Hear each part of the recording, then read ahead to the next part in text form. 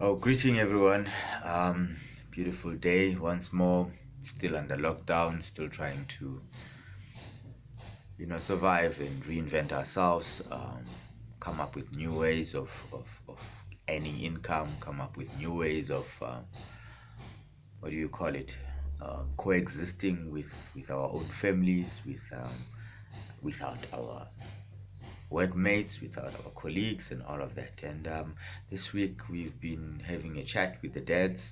Specifically, this time it was about addictions. How do we define addictions, and how do we actually deal with addictions? One, identifying addictions. Two, ensuring that you actually get rid of the addiction. Three, making sure that you stay away, you don't relapse and go back into addiction. I mean, we know there's simple addictions like drugs, like alcohol, like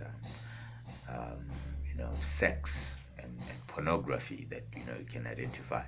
Those we delve into in details, and we believe that sometimes something that starts as an experimentation kind of thing.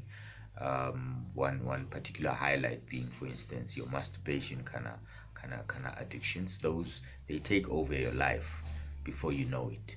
It started as an experimenting. Started because you were having certain urges that you wanted to work on, and there are ways you can keep yourself busy. You can really pull yourself out of it every time you get those thoughts. But nonetheless, we need to work on those addictions because they eat at the very core of our families. But now I'd like to talk about the simple addiction: being addicted to sport, being addicted to gym, being addicted to road running, being addicted to, somebody said positive addictions. I'm like, are they positive? They are positive for your physique. They give you, the exercise that you need, for instance. But then you get other addictions like work. It's a positive thing to go to work, but if perhaps you start doing it in a way that interferes with the family, and you're not necessarily needing to be there. For instance, people that come in the morning at 5, to leave early at 2 so that they can be with their children. That is fine. But then you get people that come in at 5 and leave at 5 in the evening, and literally using that as a way of an escape, and before you know it, it becomes normal. Before you know it, it becomes part of life. Before you know it, everybody at the office sort of expects you to do that, to be that guy who stays late, to be that guy who can come in on a Saturday in the middle of the night. But this takes you away from the family. A sport, if you're spending an hour at gym every day, perhaps that you can afford because it's part of your time, your me time. But if you're spending 2 hours to 3 hours every day, don't you have a lack somewhere? Don't your children need you somewhere to help them with their schoolwork? Don't your spouse need you somewhere at home to be with her, help her with, preparing dinner, chores in the house? More importantly, don't you need to be bonding with your spouse? Don't you need to be bonding with the children? Because ultimately, I mean, some of our lives are so boxed into work and friends and a bit of time. It's like we're making time for the family with whatever is left. But you get into these things, and you might not be aware, but these are the things that will chow away at your family, chow away at your relationship with your children. Before you know it, by the time you actually retire and on pension, you're sitting across from your wife, the woman that you hardly know because you were hardly never there to be with them. The husband that you hardly know because you were never ever there to be with them. So we need to look at this, and for me it's important that no matter how justified you think that action might be, no matter how you give an excuse, for instance, as I mentioned earlier, in being addicted to sex and having to go and look for it everywhere. But when you come back, does that give you the sense of you've accomplished something, or does that actually add more to the emptiness that the addiction comes with?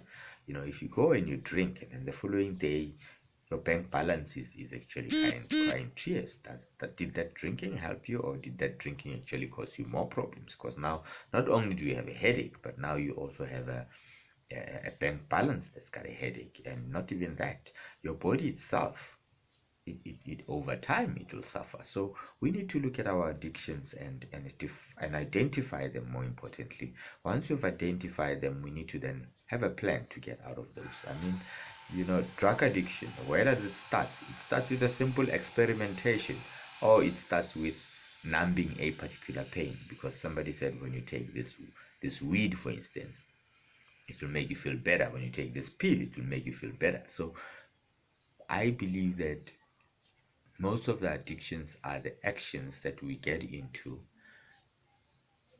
be it experimenting or be it not being aware of the impact or the long-term impact.